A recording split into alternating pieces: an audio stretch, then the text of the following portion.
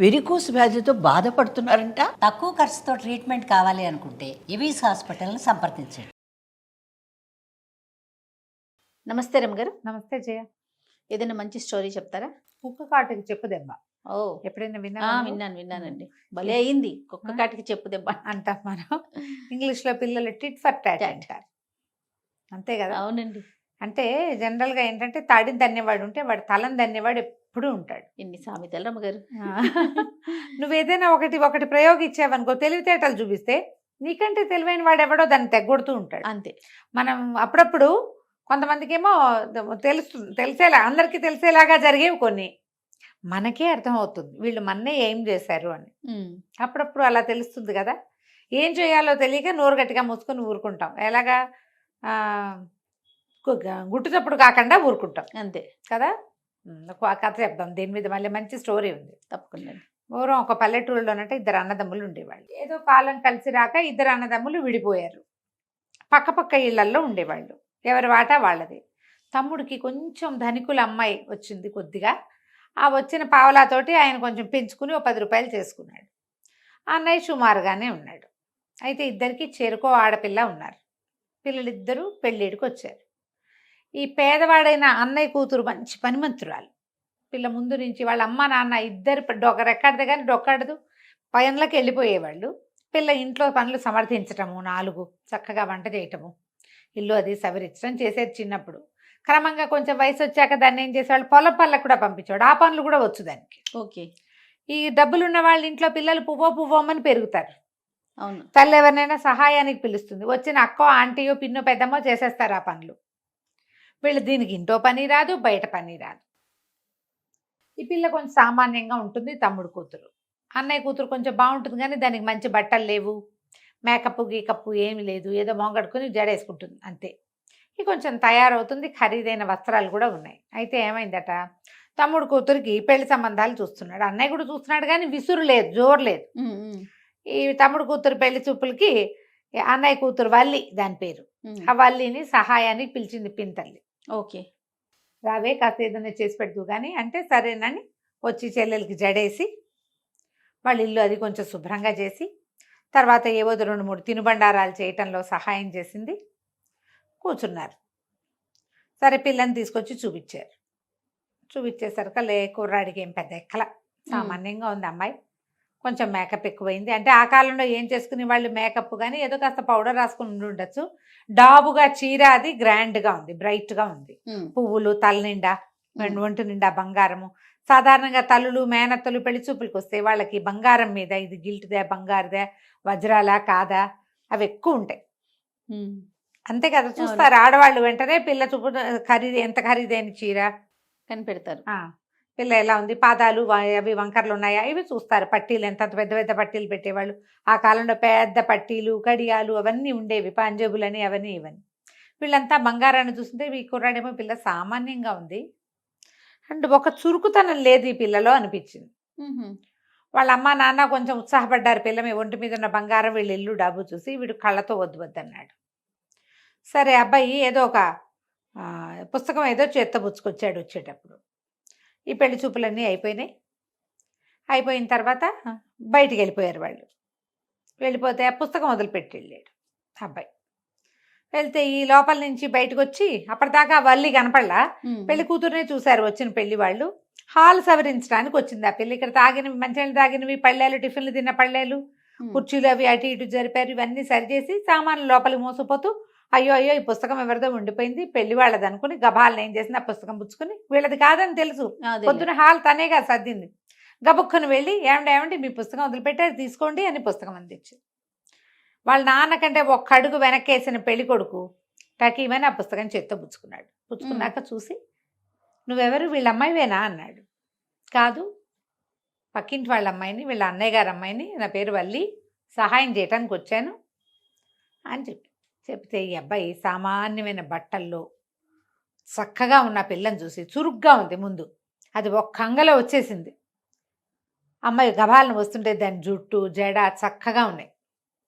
ముందు చురుకుదనం ఒకటి కనపడుతుంది, పిల్ల అందంగా కనపడుతుంది. బట్టలు లేవు, సామాన్యంగా ఏదో పాతకాలంగా ఓణి వేసుకుంది. అదేం పెళ్లి చూపుల్లో చూపించడానికి తేలేదుగా, పని చేయడానికి వచ్చిన పిల్ల చురుగ్గా ఉంది. వీళ్ళింటికి ఎందుకు వచ్చావు అన్నాడు. అనేసరికల్లా పెళ్లి చూపులు కదా సహాయం చేయడానికి వచ్చాను, వంట అది చేయడానికి వచ్చాను అనగానే అవన్నీ నువ్వే వండేవా అన్నాడు. నేనే వండానండి. తిన్న పదార్థాలేమో బాగున్నాయి. సరే వెళ్ళిపోయారు. పుస్తకం ఇచ్చిందిగా ఈ పిల్ల వెనక్కి వెళ్ళిపోయింది. వాళ్ళ పిన్నికి ఏం చెప్పాలా, ఊరుకుంది మాట్లాడకండి. అమ్మాయికి ఏం దృష్టి లేదు. తర్వాత ఏమైంది, పెళ్ళిళ్ళ పేరే వారం రోజుల్లో మళ్ళీ వీళ్ళింటికి వచ్చి, ఏమండి వాళ్ళకి మీ అమ్మాయి చేసుకుందామని లేదు, మీ అన్నయ్య గారు అమ్మాయిని చేసుకుంటామంటున్నారు అని చెప్పాడు. వీళ్ళు పళ్ళు కొరుక్కున్నారు. పిచ్చ కోపం వచ్చింది వీళ్ళకి. ఆ వచ్చిన పెళ్ళిళ్ళ పేరయ్య అన్నాడు, ఏముందండి ఇద్దరు మీ పిల్లలేను, ఓ పిల్లకి పెళ్ళైనా అయినట్టే కదా, వాళ్ళు ఏం కట్నం కానుక ఎక్స్పెక్ట్ చేయట్లేదు, మీ అన్నయ్య గారితో చెబుతాను రాండని తమ్ముడు కూడా ఈడ్చుకుపోయాడు పక్కింటికి. ఏముంది ఒక్క గోడ అడ్డం. మన పెళ్ళని చూడడానికి వచ్చారా అన్నయ్య, వాళ్ళు మన వల్లిని చేసుకుంటామంటున్నారా పేరయ్య గారు చెప్పాడు అన్నారు. ఇప్పుడు కాదన్నాడు అనుకోతాను, బయట ప్రచారం అయిపోతుంది పిల్లకి వచ్చిన చక్కటి సంబంధం పాడు చేశాడని. అవును. దాంతో తీసుకెళ్ళారు. ఈయనకంటే భార్య మరీ అసహనంగా అయిపోయింది. అయ్యో దొంగ మొహం దాన్ని ఎందుకు పిలిచాను, నేను పిలవకుండా ఉంటే అయిపోయేది. ఆ పిల్లని చూసేవాడు కదా, మన పిల్లని చేసుకోకపోతే పీడా పోయేది, దాన్ని చేసుకోవటం ఏమిటి, ఓరలేరు కదా సహజంగానే. చాలా మండిపోయింది. ఏం చేయాలో తెలియలే. తీరా ఏమైంది, వాళ్ళు వచ్చి పెళ్లి వాళ్ళు, వీడు సామాన్యమైన కుటుంబీకుడని చూసుకుని, కానీ పిల్ల మాణిక్యం వల్లే ఉంది, చక్కగా పనిమంతురాలు, ఇల్లు వాకిలి సర్దిద్దుకుంటుంది, పొలాలు వ్యవహారాలు చూడాలన్నా చూస్తుంది. పెళ్ళిళ్ళ పేరే బాగా చెప్పాడు. తమ అన్నయ్య పనిమంతుడు, పిల్ల చాలా పనిమంతురాలు, ఎంత పనైనా చేసి పారేస్తుంది, యాక్టివ్గా ఉంటుంది, అది కనపడుతోందిగా. సంబంధం కుదుర్చుకున్నారు. కుదుర్చుకుంటే ఏమైంది, ఆ చెల్లె మరదలకి మంటగా ఉండదు, పింతల్లికి, రేపు మీ అన్నయ్యకి ఏదన్నా ఇవ్వాలి గిఫ్ట్, మనకంతా నష్టమే, పెళ్లి సంబంధం పోయింది అంటే ఆ తమ్ముడు అన్నాడు, అసలు అట్లా కాదే, బాబాయ్ అంటాడనమాట, వల్లి వాళ్ళ బాబాయ్, అట్లా కాదు, పిల్ల పెళ్లి అయినప్పుడు మనం తప్పకుండా ఏదైనా వెండి వస్తువైనా ఇవ్వాలి, మన ఇంటి ఆడపిల్ల, ఇక నష్టంలో నష్టం అంతే, సంబంధము పోయింది, డబ్బు ఖర్చు పెట్టాలి మనం, అయినా ఏదో ఒకటి పెడతారులే చిన్నదో పొన్నదో అంటే, కాదు లాభసాటిగా లాగటానికి చూస్తానులే, నాకు ఒక ప్లాన్ ఉందని చెప్పి. సరే ఇతను ఏం చేశాడు, చక్కగా పెళ్లి వైభవంగా అయ్యింది. పెళ్లి వాళ్ళు కూడా కొంత డబ్బు ఏదో ఇచ్చారు పెళ్లి గ్రాండ్గా చేయడానికి, మరి వాళ్ళ హోదాకి తగినట్టు చేయాలిగా. పెళ్లి చేశారు. పెళ్లి చేస్తే బాబాయ్ ఏం చేశాడు, చక్కగా వెండి అరిటాకు పిల్లకి అన్నం తినడానికి ఒక పళ్ళెం ప్రజెంట్ చేశాడు. చేస్తే ఆ వెండి అరిటాకుని చూసిన అన్నయ్య అన్నాడు, వల్లి వాళ్ళ నాన్న భార్యతోటి, ఏమే అందరికీ పెట్టినట్టు మామూలు చీర పెట్టబోక మా మరదలకి మంచి పట్టు చీర పెట్టు. పట్టు చీరలు కొన్ని తెచ్చి పెట్టుకున్నారు. పట్టు చీర పెట్టు, ఎంత ఖరీదైంది ఇచ్చాడో మా తమ్ముడు, పెట్టకపోతే బాగుండదు అన్నాడు. ఆవిడ చేసింది ఉన్న వాటిలలోకి మంచి ఖరీదైన పట్టు చీర తీసి తోడుకోడలకి బొట్టు పెట్టి చేతులు పెట్టింది. ఓకే. చిన్నపిల్లకి ఏదో లంగా గుడ్డ ఏదో ఇచ్చింది. ఇంకో పెళ్లి కూతురుందిగా దానికి. అక్కడి నుంచి పట్టు చీర చూస్తే ఆవిడకి నచ్చింది, కానీ చాలేదు. వీళ్ళ దగ్గర నుంచి ఎలాగైనా ఇంకో చీర లాగేయాలనుకుంది. సరే ఏం చేసింది, ఉన్నట్టుండి పెద్దగా అరిచి కేకలు పెట్టి, నన్ను మర్చిపోయారా అని జుట్టు వడ తీసుకుని తైమని గెత్తడం మొదలుపెట్టింది. ఈ అన్నదమ్ములిద్దరికి ఓ చెల్లెలు ఉండేదిట, 10 ఏళ్ళకి చచ్చిపోయింది, 10 ఏళ్ల వయసులో చచ్చిపోయింది. మామూలుగా ఇట్లా ఏదైనా ఫంక్షన్లు ఉన్నప్పుడు ఆ పిల్ల పేరుతోటి ఓ జత బట్టలు అట్లా పళ్ళెల్లో పెట్టి దేవుడు అందరి ఇళ్లలో చేస్తారు, పెడతారుగా. పెద్దలకు పెట్టుకోవడంలో ఇట్లా చిన్నపిల్లలుగా చనిపోయిన వాళ్ళ పేరు మీద పెడతారు. ఇక లబో దిబోమని అరిచి కేకలు పెట్టి, నేను మీ చెల్లెల్ని, నాకేం చూడవా, నాకు అట్లా చేయవా, మంచి పట్టు చీర పెడితే కానీ నేను ఇక్కడి నుంచి పోను, పిల్ల పెళ్లి చేసుకుందాం అనుకుంటున్నావే అని అరిచొచ్చి కేకలు పెట్టేసరికి జనాలంతా ఇంకేముంది వజ్రం వచ్చింది, చీర పెట్టు ఇంకో పట్టు చీర పట్టుకురా అన్నారు. ఇంతలో ఏమైంది, ఆ పెళ్లి కొడుకు అటు ఇటు తిరుగుతున్నాడు, పెళ్ళి అయిపోయింది, అటు ఇటు తిరుగుతున్నాడు, పెద్ద కేకలు పెట్టి ఒక్క ఎగురెగిరి బల్ల మించి కిందకి దూకి అక్కడ ఉన్న అరటిగల భుజం మీద పెట్టుకుని అటు ఇటు తిరగటం మొదలుపెట్టాడు. పెట్టేసరికల్లా ఇంకేముంది, పెళ్లి వాళ్ళంతా కంగారు పడిపోయారు. అయ్య బాబోయ్, ఆంజనేయ స్వామి వచ్చేసాడు, పెళ్లి కొడుకు దేవుడు పూనుతున్నాడు, ఇంకేముంది, ఆంజనేయ స్వామి పూనిన చోట గాలి ధూళి ఉండకూడదు కదా, అంతేగా. అనగానే ఈవిడికి అర్థం కాలే, ఇప్పుడు నేను కంటిన్యూ చేయాలో వద్దో తెలియదు.